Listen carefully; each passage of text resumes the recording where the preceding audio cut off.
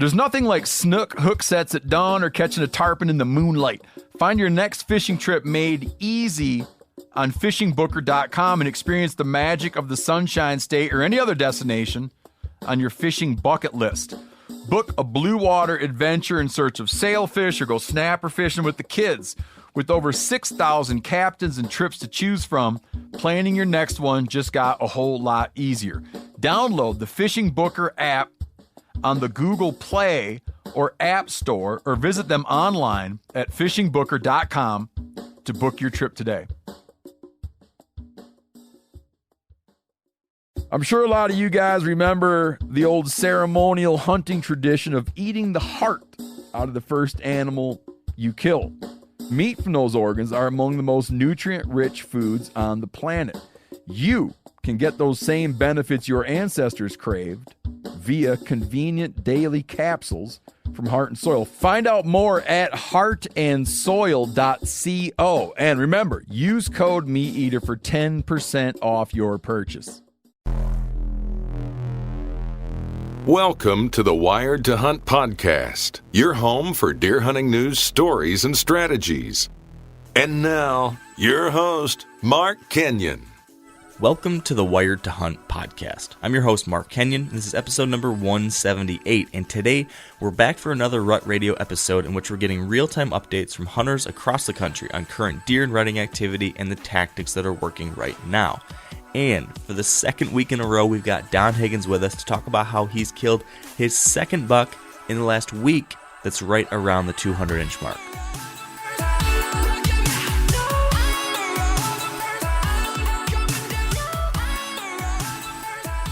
All right, welcome to the Wired to Hunt podcast, brought to you by Sitka Gear. And here we are again, another Rut Radio episode in which we talk to hunters all across the country about what's happening right now. You know, what kind of deer activity, what kind of rutting activity, what kind of conditions are out there, and how are all these things impacting how we should be hunting.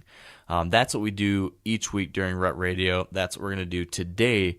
And we're getting now to the point where the Rut Radio deal, the title makes a little more sense because we're getting right into that time period, aren't we, Spencer? Yes, and we will hear that from our contacts. There is some chasing going on. There are maximum amount of rubs and scrapes, so the Rut Radio title is now accurate. Very, very appropriate, and I'm getting excited about it. I know I've got some stuff to share on that front as far as what's going on in Michigan. I know you might be able to share a little bit about Kentucky, right?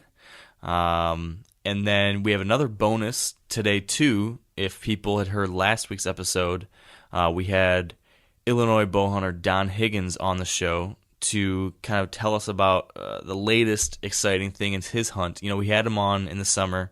He told us about these two potentially 200-inch bucks he's after this year. And last week he killed one of them, the buck he called Smokey. So we had him on the show last week to talk about that. Well, he went out his next hunt out that Thursday, and that son of a gun killed the other monstrous buck that he's after. So today I've got Don back with us to talk about that hunt and how that all went down. It's really unbelievable. I don't know of anyone else in the world maybe that's ever killed two bucks of this size within like a 5 or 6 day period. It's unbelievable. Did you see the pictures, Spencer? I did, yeah, and I'm going to have some serious questions if we end up having him on the podcast again next week, if he kills another deer. Yeah, seriously. I think he's all tagged out, so this should be the end of his run. But yeah, he had a heck of a go. So we'll have that here for you in a minute. We'll get to have that little kind of separate bonus interview, and then Spencer will take us through the rest of our contacts. But I guess before we do that, Spencer, should we give our own little Rut Radio reports here from our own hunts? Yeah. Tell me about Michigan, because it looks like we have some colder weather coming through right now. Yeah, so we finally are getting the kind of conditions that you really want to see. But even, we had this cold front move through over the last couple days. It really hit yesterday. And over the weekend, it was in the 70s. Yesterday, it was down in the 60s. And now today, we're down into the 40s. And it's looking like it's going to stay like that for quite a while now. So I'm really thinking that things are gonna light up in the coming days, because yesterday and today, and we're recording this on Tuesday night, so today and yesterday has been really, really windy and rainy, so that's kind of kept some of the movement down from what I've been hearing. I know I've heard of a couple guys. I know a guy down in my neck of the woods that shot a 160-inch type class buck last night in the rain and wind, so you definitely can do it. But I think it's slowed things down just a touch. But I think tomorrow, so Wednesday, when this podcast comes out, those wind speeds are dying down. The pressure, the barometric pressure is starting to rise. It's going to be in the low 40s as a high. I think really we're going to really see that pre-rut action explode. And I was already seeing that even before all this. At the end of last week, I was starting to see 1.5 and 2.5-year-old bucks up on their feet in daylight, chasing does around, bumping them around, chasing them. My trail cameras have just lit up.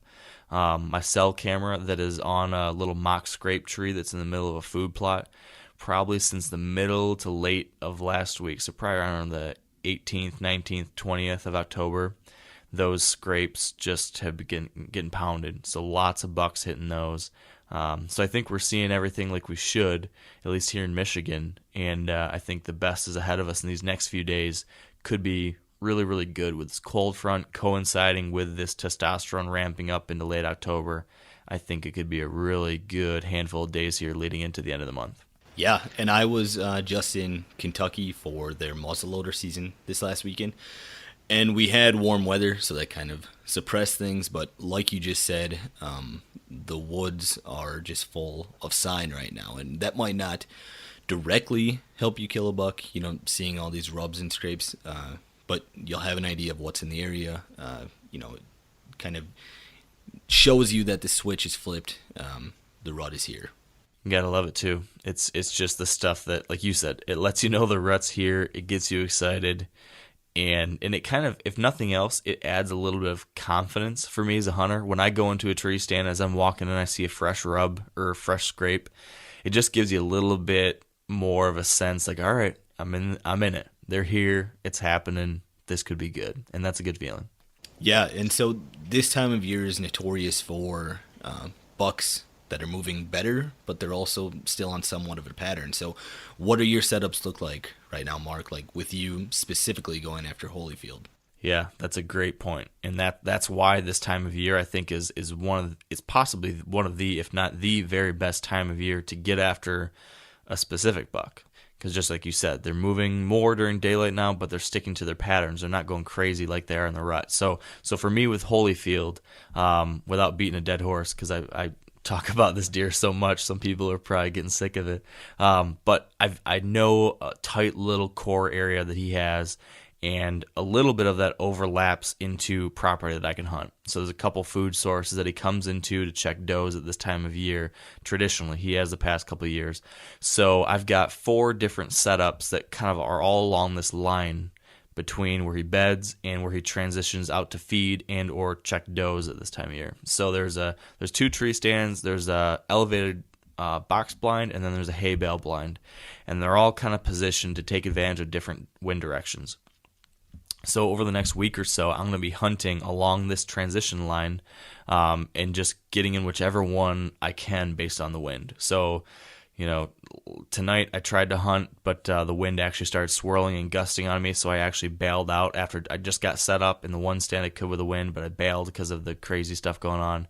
Tomorrow, there's only one spot I can hunt with a new wind direction, and then the third day, it looks like another wind direction, so I'm going to have to hunt in the ground blind. So I've got 4 options to move across, and hopefully that's going to keep me in the right general area, and I'll need to count on a little bit of luck for him to pass by that spot, but that's my game plan, at least at a very high level.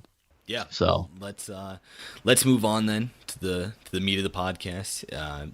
We start with Alex Gilstrom with Whitetail Properties in Illinois, and then we have Bryce Lamley in Nebraska with Sitka, and then we go to Arkansas to talk to Philip Vanderpool from the Virtue TV, and then we go to Virginia with the Virginia Deer Hunters Association is Denny Quaife.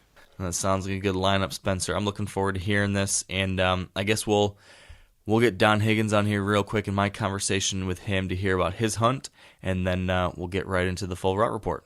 Thanks, Spencer. Talk to you next week, Mark. All right, so I am excited and kind of shocked that we are here again with Don Higgins on the line. Don, are you just the luckiest guy in the world right now? Well, The most blessed for sure. I'm just almost speechless because I'm telling you, nobody is more surprised than I am. Yeah, I was just floored when I saw the news come across my Facebook feed, and I don't know, it's unbelievable the week that you had.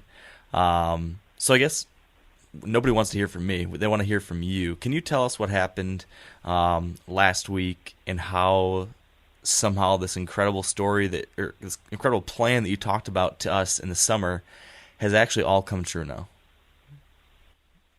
Yeah. Well, last Tuesday, you and I spoke midday and did that last recording. Mm-hmm. And that was Tuesday midday. Tuesday afternoon, evening, I was taking Smokey to the taxidermist. And on my way to the taxidermist, I've got and I left, it was still, an hour of daylight left. And my cell phone goes off, and I've got some Spartan cell cams. And I get my first picture of Trump in daylight, and I was just absolutely, it was unbelievable, because I just told you earlier that day I had dropped my chances of success to probably 1% from 10%. And so here I've got a picture of him in daylight, and the picture is within 20 yards of one of my stands. But, I was on the way to the taxidermist with Smokey, so and besides the wind was wrong, I would not have been in that stand. If I been hunting, I would have been elsewhere because the wind was wrong to be in that stand. But anyway, he was on his feet in daylight, and I was just shocked, to see that at this time of the year, especially. If it had been the rut or something, that'd have been a different story. But so anyway, the next day would have been Wednesday, and my grandsons were here from Indiana, and I took them. I wasn't able to hunt. I took them to the pumpkin patch that day.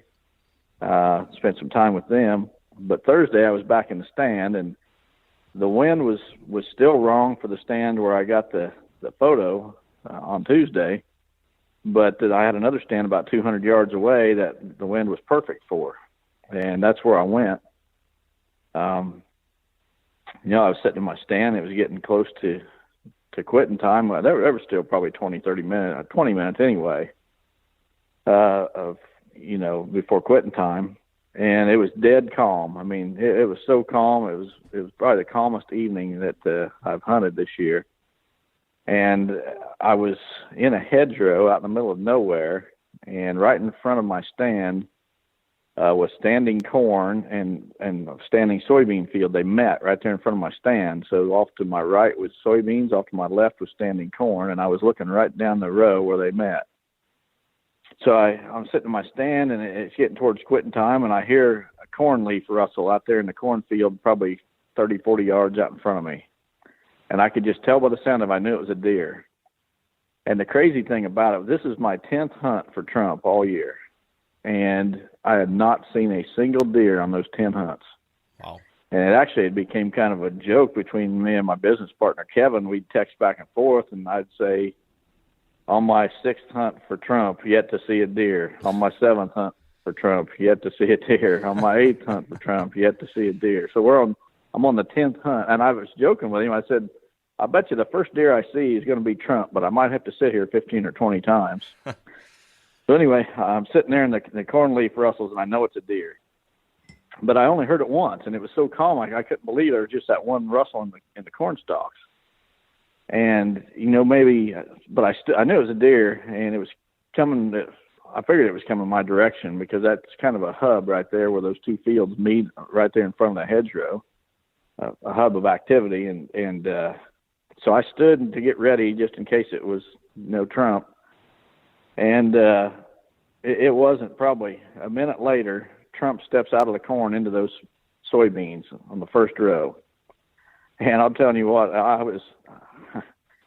in a way, I was expecting him, but at the same time, I was just so shocked that I was really seeing this deer in daylight. And I'd said, on the podcast last week that if I laid eyes on that deer in daylight, I would consider it a success. Mm-hmm.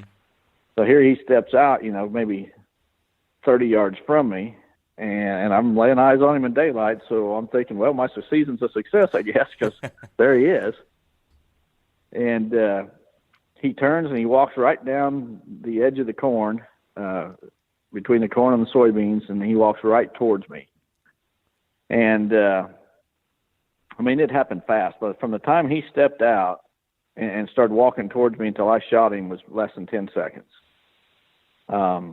He starts walking down that edge right towards me, and right in front of my stand, I had piled up brush that I'd cut because I'd cut a path for those deer to get in and out of that hedgerow off to my left just a little bit, because I didn't want them right there in my lap. And so he was headed right towards that brush pile, and I knew he was either going to turn right or left. And I first reached down for the video camera and turned it on. I looked up, and I mean, here he's coming on a fast walk, and I was like, there's no time for this. You better grab your bow. And I grabbed my bow, and I'm snapping my release on. I look up, and he's right there, and I pull back and draw, and I'm just waiting on him to turn which direction. And I got it. I shot him right. He turned slightly to his right, to my left, and I shot him, and I did not get an ideal hit. But he ran out into the beans about 150 yards, and he laid down. And I thought, but where he laid down at, he was only probably less than 20 yards from the standing corn. And I thought, shoot, he's going to lay right there, and I'm going to give him plenty of time, but he'll be right there when I come back. And I got I'm looking at him and everything, and a second buck steps out of the corn and walks out to him. Apparently this is a deer I didn't see that was right there along the edge, and he gets Trump back on his feet. And they're both out there until it's too dark for me to see. So I slipped out, and I left my bow hanging in the tree, the camera, everything. I didn't want to take a chance on making any noise. And I climbed down as quiet as I could, and I left the opposite direction. I even left my ATV I drove on that hunt. I'd left hidden, not in the direction they went, but kind of off to the side. I even left that out there overnight. And I slipped away in the opposite direction, went out to the road and called my wife on my cell phone, had her come pick me up. Then the next day I come back with my friend and business partner, Kevin Boyer, and also there's a local guy, Ron Slifer, that has a bloodhound service that helps people look for their lost deer. And I'd never had to call him before, and I wasn't sure if I was even going to need him. I was hoping Trump was just laying right there in them beans, but I thought I'm gonna just go ahead and call him, have him show up, and not take any chances. Well, we get on the blood trail, and the dog does, and tracks Trump right into the corn. I mean, he's bleeding good. You could have easily blood trailed him. We get into the corn, and then we're headed back towards my stand, and then we jump him, and Trump wasn't dead yet. And he takes off, and I don't know, to make a long story short, we jumped him 2 more times, and finally I said, enough's enough. Let's give him a chance to die. We thought we could slip up on him and maybe get another arrow in him, because he bled the entire way. I mean, he was bleeding good. So I made the decision to back off and come back later, and we was going to come back that afternoon. The more I thought about it, it's like, the last time we jumped him, he was actually laying in the creek in water. And I thought, he's hurt bad. And by that point, we'd gone close to a mile from where we'd originally jumped him. And he had bled the entire way along that. I mean, good. So, and then the last time we jumped him laying in the creek, I thought, man, he's got to be on about his last leg. Let's just back off, and he'll be dead in his next bed. And we was going to come back that afternoon, and I decided, you know what? The more I think about it, I think I'll just wait till morning, and then I'll be 100% sure, or there's no way to be 100%, but I'd be a whole lot more sure that he'll be laying in that first bed. Well, Kevin and I came back the next morning, and the plan was Kevin was going to take up the blood trail. And he ran into another small patch. It probably wasn't less than 10 acres, just along a little ditch. So Kevin was going to take up the blood trail, but first I got on the other end and found a ambush spot. And if Kevin happened to push the buck out ahead of him, then I was going to be waiting to hopefully get a shot at him. Well, I'd just about got in position and found a good place to sit where I could see good and everything, and possibly have a chance for a shot, when Kevin calls me. He says, this is going to be a short tracking job. He says, here he is, he's right here. And the deer had literally went like 30 feet from where we'd stopped the day before. Oh, wow. 30 feet, and he had died on it. He didn't even bed down. He had died on his feet, So if we just kept looking, 2 minutes after where we quit, we'd have seen him for sure. But Jeez. that's kind of the story of Trump. That's incredible. Why do you think that he all of a sudden started moving daylight at this time period when you really maybe wouldn't expect it to happen? Because what were these dates? This was like the 18th, 19th, or 20th, or something like that? It would have been the 19th would have been the day I shot him. Okay. Do you have any theory on why that happened? No, I don't. In fact, at first, when I got that picture, I thought, maybe he'd been bedded in a cornfield and the combine jumped him, but there was no harvest going on right there that day. So that wasn't it at all. I mean, he was on his feet natural, I guess. But I have no explanation whatsoever. I mean, if somebody would have told me before season, you're going to kill them bucks on back-to-back days, and it's going to be, I'd have thought they was nuts. And then if they'd have said in mid-October, I'd have known they was nuts. Yeah. But sometimes reality is stranger than fiction, and that's the case here because that's how it happened. Yeah, I guess so. So looking back on this hunt, and then maybe even if you wanted to look back on the two hunts, your two most recent hunts where you've killed these, two of the three biggest deer you've ever killed, if you had to put your finger on why you think it happened, what led to this, what were the key things you did that actually allowed you to have that success? I don't know if you've been able to kind of reflect back on it in this way yet, but can you kind of give us where your head's at least right now, as far as what you think were the keys to this incredible stretch you've had in mid-October?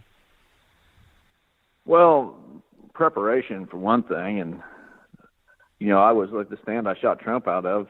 I put that stand up last winter just for Trump, and I had several other stands that I had put up just for him. So I wasn't out there in September before season or August, right before season, putting up stands. I got all my work done early, like I always do, and that way I'm not disturbing the area at all right before season.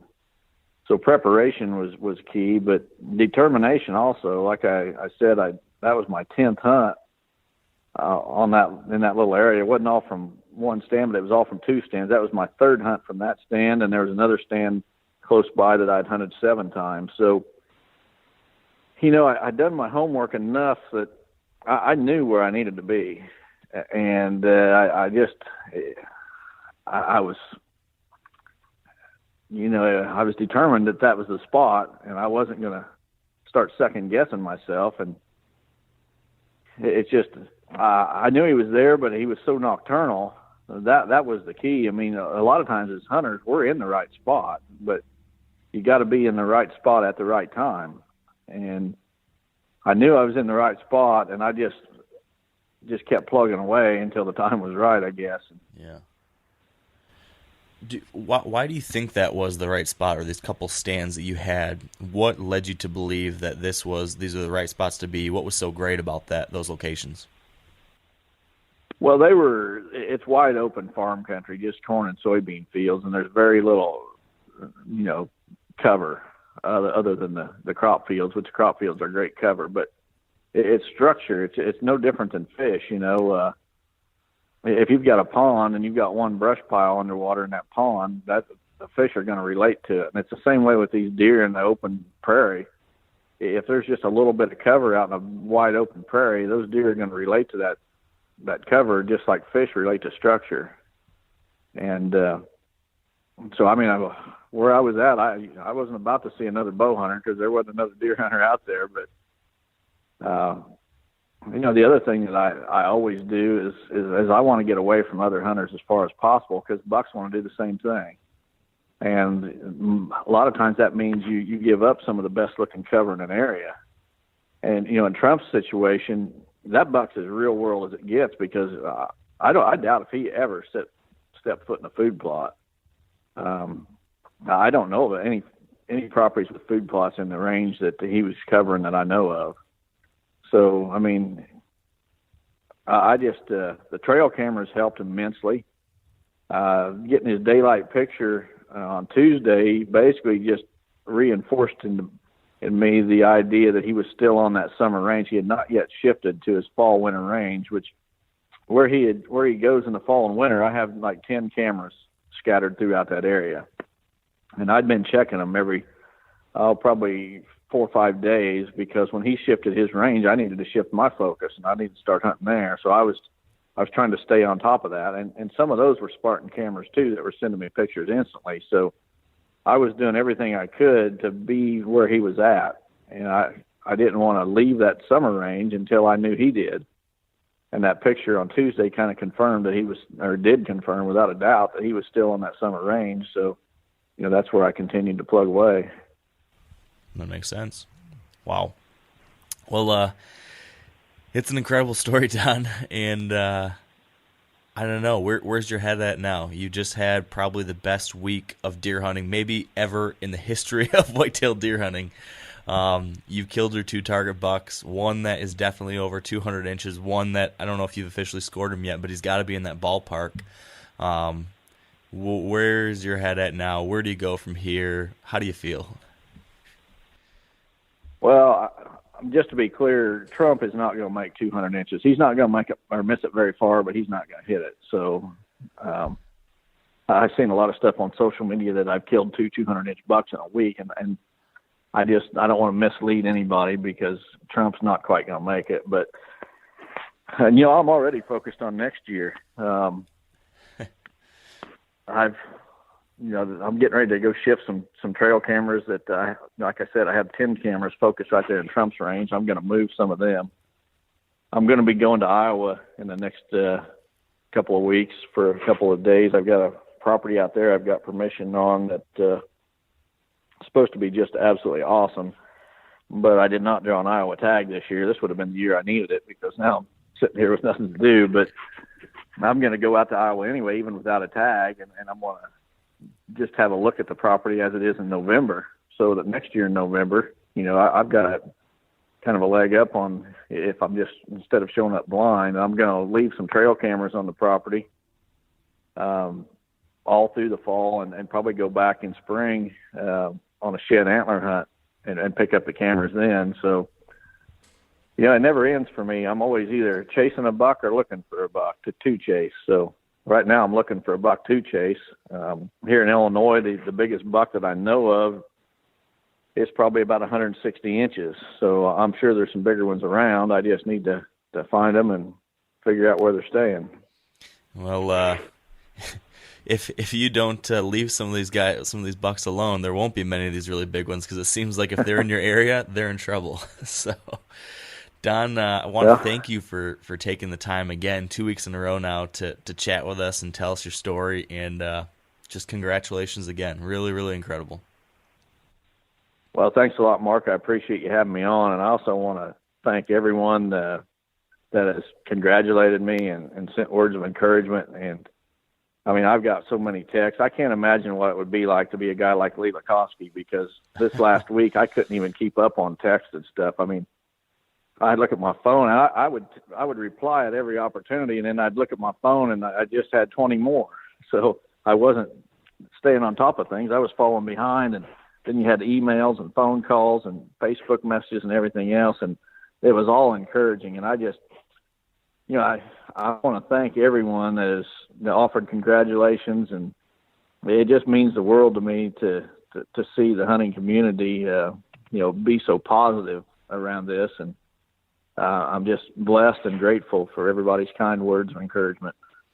That's great to hear that that's been the case, and I'm glad to hear, and it's been a nice example of, like you said, the hunting community being positive and rallying around someone and lifting them up rather than trying to drag someone down or be jealous or something along those lines. So that's great. So, Don, I wish you luck in your coming weeks of scouting and trying to find a new buck and checking out the Iowa property. And just do me one favor and send a little bit of your good luck my way. Could you do that? Well, if I could bottle it up, I'd be selling it, that's for sure. I mean, I can't even explain how I feel. I did go out and buy my first lottery ticket in a long time on last week. So that's a good idea. I hope it continues. But good luck to you this season, Mark, and to all your listeners as well. And, I'll be keeping an eye on your website for your future podcast with other deer hunters, and just keep up the good work. Sounds like a plan, Don. Have a good one. Before we get to our first update, though, let's pause to thank our sponsors at Sitka Gear. And for this week's Sitka story, we're joined by Nick Kravitz, who tells us about how he was able to tag the biggest buck of his life. So about 3 years ago, my brother Tyler and I had got trail cameras of this buck back 3 years ago, and we called him Slingshot just because of his unique rack style. And we lost track of him the past few years, but 2 weeks ago I was going to sit a stand. It was the first night of a cold front. It's been really warm, and it was the first time I'd sit this stand all year long. It was alongside of a cornfield in a swamp, and I got in the stand. I had seen really good buck movement that night. I saw 3 or 4 other buck, and then right after sunset, I just got done taking some pictures of the sunset and my bow and whatnot, and I look over to my left, and all I see is just a giant G2 and G3, and I immediately knew shooter. And sure enough, this buck walked out into my shooting lane no more than 2 or 3 minutes later, while I was full drawn, by the way, and I put an arrow through him, and it turned out to be my biggest buck to date, and it's just going to be a really hard buck to beat, and I'm super grateful and pleased, and, I can't be more happy. On Nick's hunt, he was wearing Sitka's Fanatic system. If you'd like to create a Sitka story of your own, or to learn more about Sitka's technical hunting apparel, visit sitkagear.com. All right, and joining us on the line first is Alex Gilstrom with Whitetail Properties out of Illinois. Now, Alex, on a scale of 1 to 10 in this last week or so, what would you say the buck activity has been?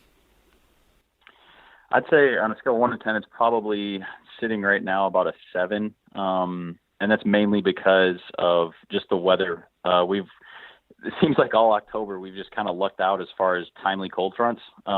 It's not been really consistently warm or cold. It's been, warm like we've experienced the last couple of years, probably unseasonably, but with timely cold fronts in, it really gets the bucks up and moving. And I think it's really kind of started to, we're now moving into, like in this last week, really moving into that seeking phase to where, even hearing some rumors of bucks locked down or bucks with does from time to time, even from those first couple. I haven't seen anything like that, but definitely starting to see the scrapes open up, seeing more rubs pop up. And the particular farm that I hunt, spend most of my time on here in Illinois, it doesn't hold the deer all year long. There's not really much food on it, but it's got a lot of cover, and it's a great transition area between the bedding and the food. So when it gets closer to the rut, the does are here, and then the bucks move in. So the cameras have been showing more and more mature bucks just starting to pile into the ground. So it's exciting to see. Well, it sounds like you're basing a lot of that off of trail cameras and just seeing sign in general. But have you seen anything in person as far as chasing does or bucks that are sparring yet? A little bit. So I was actually out this past Sunday morning, and it rained all Saturday night and Sunday morning here. So I did kind of some speed scouting Sunday morning, checked some cameras, and actually kind of bumped a bedded buck. He didn't know what I was. He just kind of got up and just kind of took one hop and then stood there and looked around and just kind of walked off, and he didn't see me. But he was a definitely mature buck, and he was actually still bedded with a 1.5-year-old buck. So there's definitely I was kind of following a scrape line that had been opened up, just kind of looking through the thick cover, and so they're definitely not quite again getting too aggressive yet, but it's definitely starting to see that. And then in the food sources over a couple sits, we've got some food plots out here, seeing some 2.5 and even a couple 3.5-year-old deer just sparring, not really the knockdown drag out stuff, but definitely starting to get with it. Well, say we get a good cold front this weekend and you're going to be in one of your best setups. What does that look like? Are you going to be hunting near bedding in the mornings yet, or are you still a little bit cautious until we hit November? Probably. I have enough. I'm lucky enough, blessed enough to have enough property here to where I can kind of push the envelope a little bit, and I'll time some of those cold fronts around that accordingly. So I will probably get in tight to some bedding, especially as there's more sign and what it looks like some primary scrape areas and some community scrapes that have kind of opened up. And just in the past, I've had some really good luck targeting that sign in the morning. So I probably will start to target some of those areas this coming toward the latter half of this week and this weekend. And then in the evenings, I'm probably going to be concentrating most of my time on transition areas. The particular property I hunt, it's pretty hilly here in Western Illinois. So there's kind of these timber ridges that kind of dump down into these thicker bottoms, and then there's quite a bit of CRP. There's some patches of CRP, a couple different CRP fields, and I've got some really good locations set up for cruising that kind of fingers of timber that jut out into the CRP, and just some really good pinch points and funnels where deer can hug those transition lines. And it just seems to really concentrate the buck movement, at least as they're starting to be on their feet more in daylight and start to seek more. So I'm probably going to start honing in on those for evenings. All right, Alex, well, with those scrapes and those rubs starting to pop up more, does that change anything for you as a hunter, or how do you use that as another piece of the puzzle in the end of October? Yeah, I mean, those are huge for me personally, just because kind of like I mentioned earlier, the way the property, just the type of property that I have access to hunt, I've got permission to hunt on. It's kind of like my indicator it's kind of like my light bulb, if you will, because it like I said, the deer don't summer on this property. They don't live, the bucks especially don't live there year round. It does hold some does, quite a few does actually, just because the cover's so good. But the food sources are kind of on the perimeter, or on the edges. So when I start seeing more of that activity, it's telling me a couple things that I need to shift my trail cameras. And I usually shift them before that anyway, just to kind of prepare for it. But if it's a new area or new part of the farm, it makes in-season scouting super important, because I have to cruise. I have to kind of, like I kind of call it speed scouting, where you kind of go through and just kind of look for that sign, and when you start to see more activity. But ultimately, that's what it indicates, is more activity on the property from bucks. So when I start to see more of that stuff pop up, and it's not just, I mean, you have your little field edges where they're kind of pawing at the ground and just making some little scrapes, as you can tell they're cruising by, but really, the trees that are shredded in thick security cover, where they're obviously spending more time, and scrapes that are just really torn up, where the licking branches are thrashed, and where they're obviously hitting it multiple times, or at least once a day or once every couple of days. More established scrape areas is kind of what I'm looking for. But when I start seeing more of that, I know bucks are spending more time on the property, and ultimately that's when I know I can start putting in more quality sits, long-term sits, and start keying in on the areas that they should be, to intersect one, kind of cruising back and forth from thick cover to the food sources on the edge, or coming back in the morning, spending more time transitioning through the property as they go back to bed. Now, going forward in this next week or so, Alex, what do you think that buck activity is going to be on a scale of 1 to 10 in Illinois? Like I said, I think it's holding strong at a 7 right now, and I think it's probably going to get back. I think it's probably going to either maintain that, or it might even jump up to a 9. I I'm not even going to say a 10 because I don't want to jinx it, but I think it's going to just get really good. I mean, we've got some colder temperatures. We're getting into the part that that we scout for, dream about, lose sleep over all year long, just in the next 2 weeks coming up. So I think it's really going to start getting good, and it looks like we're going to get blessed with some good weather too. So high pressure all through the rest of this week, falling temperatures, a little bit of wind and a little bit of rain, but I don't mind that at all. As long as that pressure is up and the temperatures are down, it should continue to get really good. So I'll confidently say right around the 8 or 9 moving forward. All right, Alex. Well, I like your optimism, and good luck going forward. Thanks for joining me. Thanks, Spencer. Appreciate it. All right, and joining us on the line next is Bryce Lamley, an outdoor writer from Nebraska. Now, Bryce, in Nebraska, what would you say the buck activity has been lately on a scale of 1 to 10? Well, I hate to sound like Debbie Downer, but I would say a 4. It's been slower than usual. Say the bucks are just now starting to show interest in scrapes, and I realize it's still October and so forth, but usually I've got some major, perennial scrapes that get, opened up even in September, and first cold night in September, they'll be tore up. And I just haven't been seeing that this year. And part of that, I think, is due to there still being a lot of crops in the field and deer spending less time in the woods. But it's been off to a slow start. Now, having said that, I think things are in the process of changing right as we speak.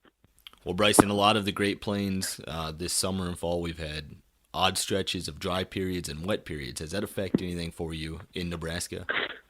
It really has, and I think in some cases it's really affected deer movement patterns, because we've still got a lot of standing water left here in eastern Nebraska. It's keeping not only farmers out of the field, but it's making deer movement.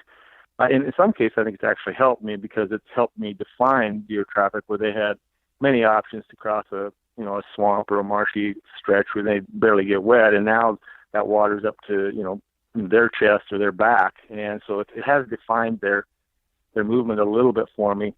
But it's interesting. I just talked to a farmer here the other day, and he said that even that standing water in the field, he said we can still get in there and pick the crops. He said it's not a problem for the combine, but he said the grain carts will get stuck. And we're just starting to see some of the irrigated corn that's down on the river bottom start to come out just right as we speak, just right now. So do you see that water receding anytime soon, or is this something that people are going to be dealing with, all of the rut? I think it's going to be an issue as we go forward, because, there's a place on one property. It's usually just a mud puddle, and it's 20 yards across, and right now when I walk in, there's a flock of 20 wood ducks on it most days. And it used to be just a mud puddle that would barely get your tire wet. And so I think we're still going to see this going forward. The water doesn't seem to be going anywhere, and I think the ground, is just not accepting anymore, or it's just been really slow to absorb. Well, you talked about scrapes a little bit earlier. How about for other rut sign as far as rubs or bucks chasing at this point? Well, honestly, the rubs have started to show up and show up more frequently. And the deer I killed on October 8th, he literally 3 or 4 minutes before I shot him, was making a pretty serious rub.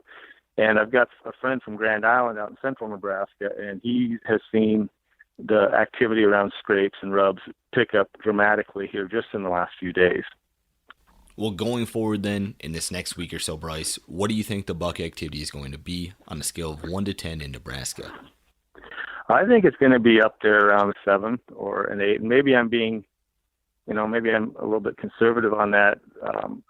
It's not November yet, but I do see things picking up. My trail camera has shown, strangely, some bucks moving past it at 9 in the morning and 9:30 and stuff like this. And that's kind of unusual, given what I'm not seeing very much from Stan. And so I think that we're on the verge of something big.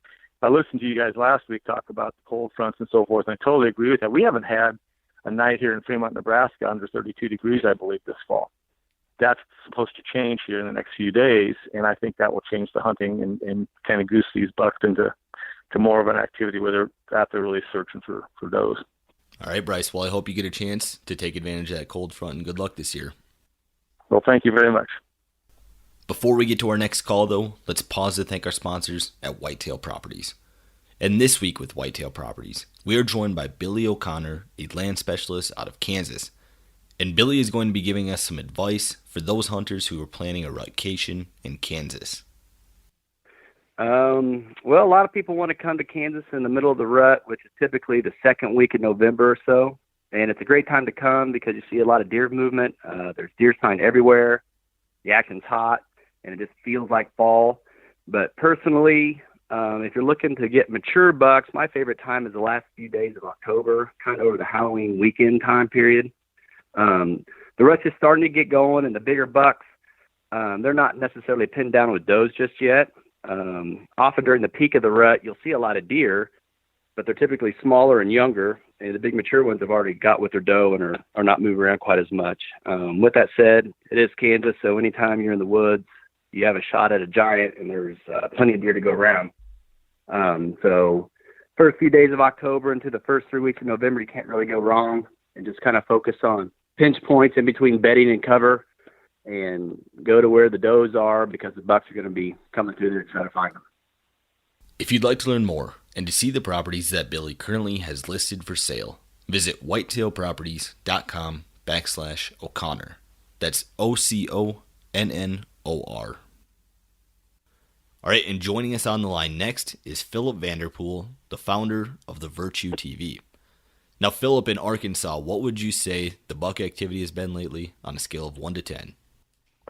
Well, it's actually been a little bit slow because of the hot, dry weather.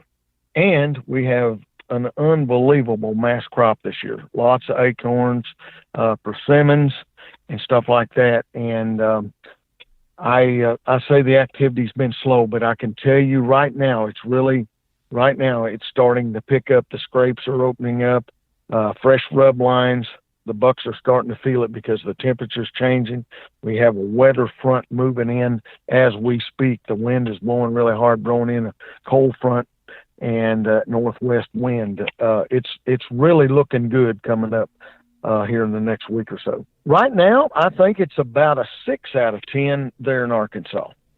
All right, Philip, well, I know you hunt all over the Midwest, but how does Arkansas's rut timing different than other places? For example, are you guys in pre-rut right now and coming up on seeking and chasing, or how does that work for you there?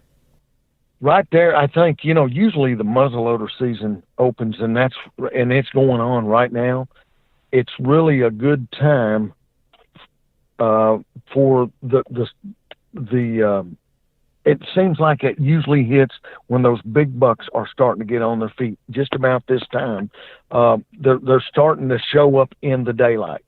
So how does that muzzleloader season affect other things for you guys? Does that change a lot of deer patterns and change where they're bedding, feeding, any of that stuff?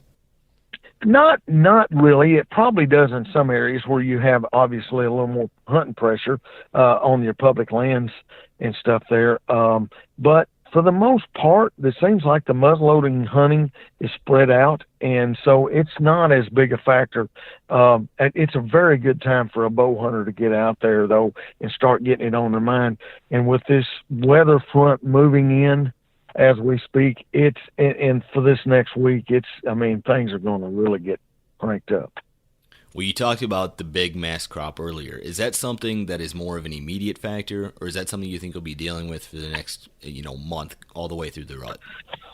Well, obviously, you're going to deal with that through the rut because there's such a huge mass crop. It's not really what I've noticed. It's pretty much everywhere that I've been. Even in the Midwest, traveling away, I've noticed an unusually large mass crop everywhere I've been this year.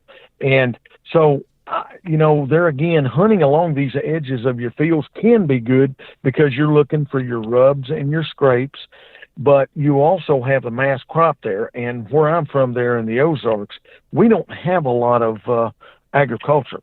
So we have to kind of depend on learning how to hunt these mass crops.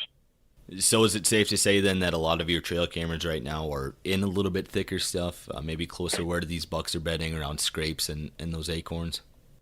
Yes, absolutely. I've been running the covert trail cameras all summer and going into it. And just this last week, I really had bucks to start showing up that I haven't seen since back early summer.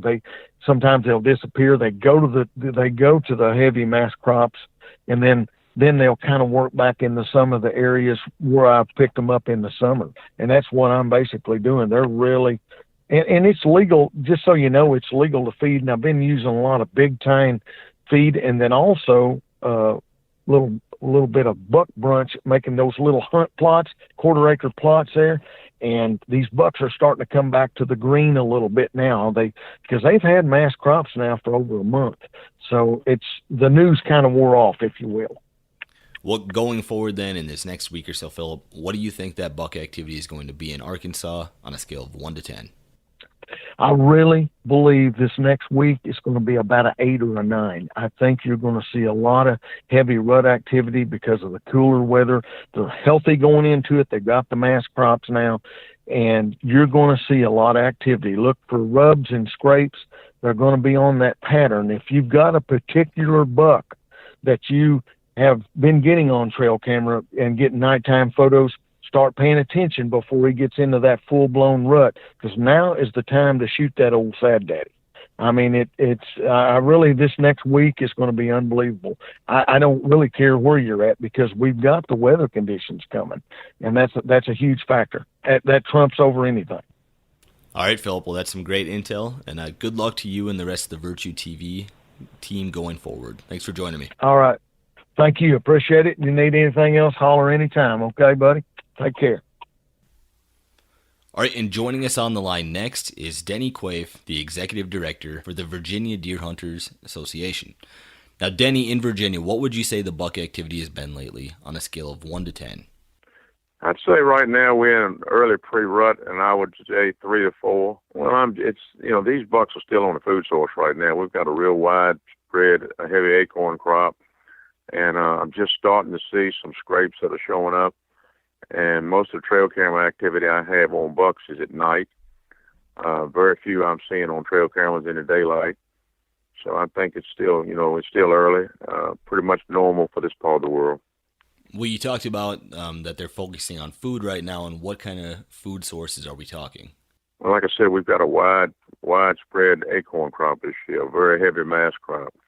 And, when you have a heavy mass crop, I don't have to tell you, they don't have to move much to feed, so we don't have as much movement as a result of the food source. Well, Denny, you guys have a gun season coming up here at the beginning of the month. How does that change things for you in Virginia as far as the buck activity? Does that suppress things, or do you think that gets the deer moving a little more? Typically, that muzzleloader season, which will come in the first Saturday in November, things start to pick up. Historically, all the bucks that I've shot during the muzzleloader season were, sometime starting around the 8th of November. And then it really starts getting really hot activity moving forward up into the gun season, which comes in the second Saturday, or it actually comes in the third Saturday of November. And that period of time in there is about as much activity as you're going to see anytime as far as the bucks being moving and chasing and so forth. Well, right around that time in these next couple weeks, are you finding more success in the morning for hunts or in the evenings? Well, historically, most of the bucks seem to move better in the evenings. From my personal experience, I've shot them both daylight, at first light and last light. So, it's really no rhyme or reason as far as that's concerned. I can see the more time you spend in the woods, the better your chances are. Now, how do you think the weather patterns play a factor in these next couple weeks as far as if we get a cold front or a warm front or a bunch of precipitation there in Virginia? Well, obviously, the weather does play a role in it. I mean, if it's extremely hot, you're not going to have as much daytime activity. I don't think it has any effect on the rut. We have a very serious management program that we have, and this is at the end of the season. And the rut activity is always hot around the 10th to the 15th of November. So, regardless of the weather, that's when the rut's going on. But the cooler weather, of course, makes the hunting that much better. And it seems like we're in a pattern now of better, cooler days. So hopefully that's going to be good. Well, it sounds like you're confident then going forward. But what do you think that'll translate to on a scale of 1 to 10 in this next week or so as far as buck activity goes? I think I'll start making a move in the right direction. I mean, you may get it, I said 3 to 4, maybe 5 to 6 as it starts moving forward around. Halloween's always a time that I start seeing more daytime activity, so I think it'll start picking up. All right, Denny, well, thanks for your time and good luck this year. Thank you very much. And that concludes this week's episode of Wired to Hunt Rut Radio. We'd like to thank our sponsors at Sitka, Whitetail Properties, Whitetail Institute, Huntera, Matthews, Maven, Yeti, and Trophy Ridge. And the next time I talk to you guys, it is going to be November, so happy Rut. Thank you for listening, and as always, stay wired to hunt.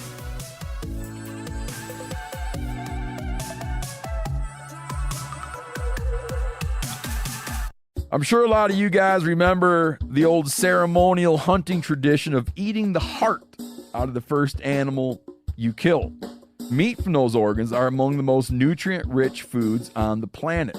You can get those same benefits your ancestors craved via convenient daily capsules from Heart and Soil. Find out more at heartandsoil.co. And remember, use code MeatEater for 10% off your purchase. You ever get that feeling the walls closing in, the concrete jungle suffocating you? You crave some wide open spaces, the chance to connect with nature, maybe in a spot all your own. Well, head over to land.com. They've got ranches, forests, mountains, streams, you name it. Search by acreage. You can search by location. You can search by the kind of hunting and fishing you're dreaming of. Land.com. It is where the adventure begins.